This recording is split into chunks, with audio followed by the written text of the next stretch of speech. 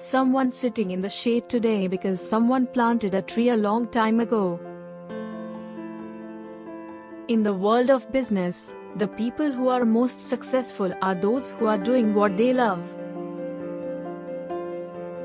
We simply attempt to be fearful when others are greedy and to be greedy only when others are fearful. It's far better to buy a wonderful company at a fair price than a fair company at a wonderful price. Never invest in a business you cannot understand. Never depend on a single income. Make an investment to create a second source. Don't pass up something that's attractive today because you think you will find something better tomorrow. Games are won by players who focus on the playing field, not by those whose eyes are glued to the scoreboard. Rule number 1: never lose money.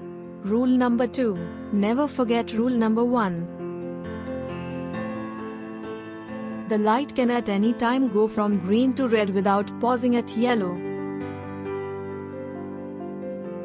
The difference between successful people and really successful people is that really successful people say no to almost everything. Opportunities come infrequently.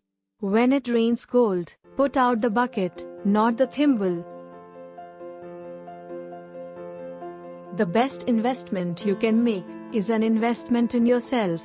The more you learn, the more you learn. If you don't find a way to make money while you sleep, you will work until you die. Time is the friend of the wonderful business. It's the enemy of the lousy business. If you're in a lousy business for a long time, you're going to get a lousy result, even if you buy it cheap. If you're in a wonderful business for a long time, even if you pay a little too much going in, you're going to get a wonderful result if you stay in a long time. Problems in a company are like cockroaches in the kitchen. You will never find just one.